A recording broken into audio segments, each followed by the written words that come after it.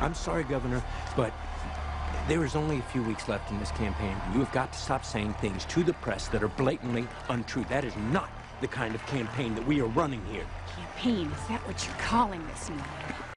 That was a scene from the movie Game Change, the HBO movie from the book that went behind the scenes of the 2008 presidential campaign. And after every big election, those behind-the-scenes stories begin to trickle out, just like they're starting to do right now in the wake of Tuesday's election. Thus far, most of the stories relating to the president, including the one in today's New York Times, are about his disastrous performance in the first debate, how unprepared he was for Mitt Romney's aggressiveness, and for Romney's repositioning as a moderate, how the Obama strategy shifted in the minutes after that first debate ended, their work to branding Mitt Romney before he could tell his own story, and about how the president worked around Hurricane Sandy in the campaign's closing days. Meanwhile, the Romney campaign, the stories have been focusing on the primaries, the convention, his relationship with the press, mistakes made by some top advisors, miscalculations on who would vote and which states would be in play, and lots more, leading to the general impression that the Romney campaign blew a golden opportunity to win back the White House. So that leads to a question, with all of these backstories starting to come out, and take all of them with a grain of salt because people have vendettas to solve and things like that. But did Barack Obama win this election, or did Mitt Romney lose this election? I know it's a fine line distinction here, but it's basically, did the Obama campaign have the right message and the right approach? Did the Romney campaign blow this thing? Is it a combination of both? Well, the Monday morning quarterbacking is always fun. That's what we do. Look, I don't think anyone can look at this election and call it a huge mandate on the president's policies. I think Mitt Romney was certainly the right candidate, the best candidate. He did make some mistakes along the way, but I think by and large he ran a good campaign. I think it was important to have a moderate Republican as our nominee. But the fact of the matter is, I mean, the president ran an extremely cynical campaign. It was very negative. Their strategy from day one, Dominic, you're laughing, but their strategy from day one was kill, kill, kill. It was effective, but I think that was what was the biggest takeaway from the election. It was effective. Look, I think Barack Obama won nearly every single battleground state. If Florida comes in, and Messina said today that they expect sometime in the next several months, Florida will actually be resolved, they'll wind up with 332 electoral votes. He has a minimum of 303, and he won nearly every battleground state. And he won it because, as the vice president famously said, Osama bin Laden is dead and General Motors is alive, and that was enough of a rationale to make people comfortable to vote for him. But at the same time, Romney did lose the race at some point, and I don't know that it's Mitt Romney's fault. It's that he had to compete in a Republican primary electorate where he had to deal with a significant an aggressive right-wing faction within the party. So Rupert Murdoch was tweeting today about there's no future for the Republican Party when you're placating to what he called 5% who are nativists and losing the Latino vote, losing the Asian vote, and quite frankly seeming like a remnant, a relic of another era. Not his words, mine, but that's the point that even Rupert Murdoch was making today. You know, Evan, I always say if I go into politics, I'm hiring this woman here to spin my case. She's very good at it. President Obama won the election, but I agree with your point that Mr. Romney also greatly blew it. The fact of the matter is, it seems like he almost wasn't ready for prime time. That is Mitt Romney. You would think that he would have cleaned up some of the Bain years, the information that was out there. President Obama would not have been able to tar him and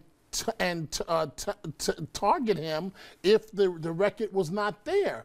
They didn't. For example, he was unprepared on the tax return issue. When your father ran for president and released more years than you did, you should be ready for that issue when it comes up. You know, as a wealthy man, it's coming up. So before Romney even had a chance, Obama had tagged him and tarred him, and the election was almost over. Thank God for the debates. That's when Romney showed in debate number 1 that he was going to bring it to the president. But even after that first debate, the president woke up and continued to bring it to Romney. He did put forth a good fight. That is Mr. Romney. But at the end of the day, I think he blew it. He wasn't ready. And President Obama ran a good race. Well, I think there's no question. I mean, this race was ours to lose. We've been saying for the past 18 months that, you know, this race is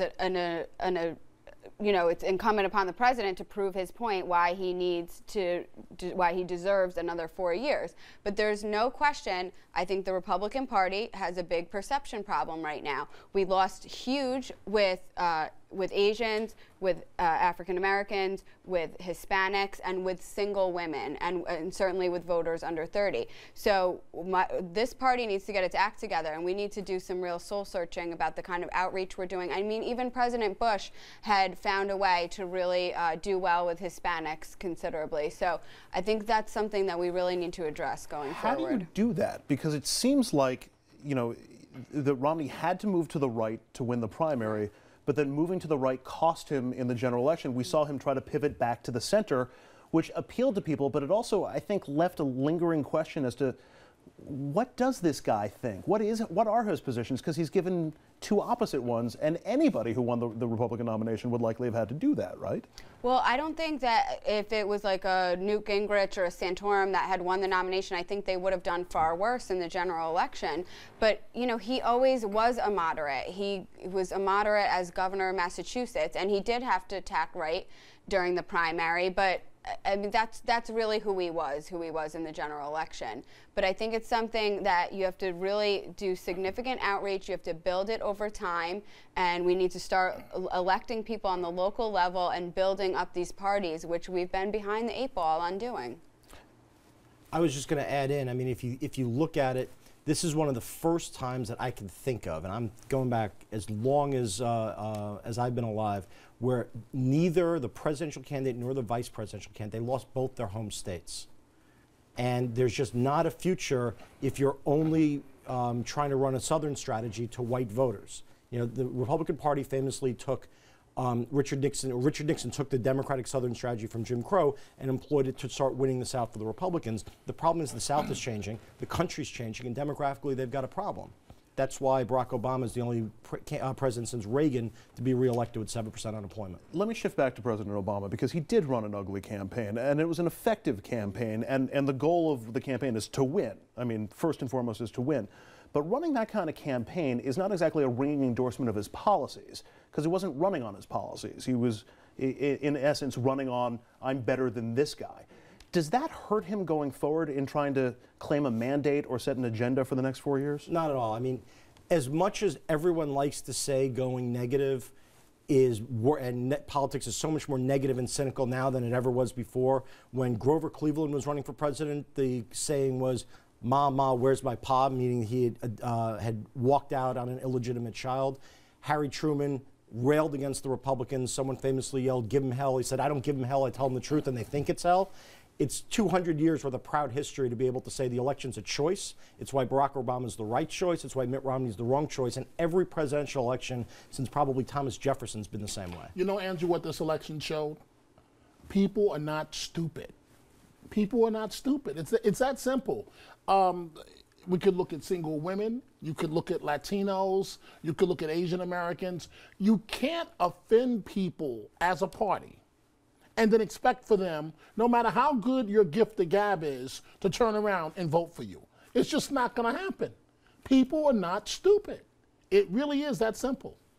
All right, and on that note, we're going to take a quick break. When we come back, we're going to ask if it's time for the GOP to get a makeover. We're also going to keep a quick glance over at New Jersey and find out, did the governor there impact the final results on Election Day? We're going to get into that and more next. Stay with us.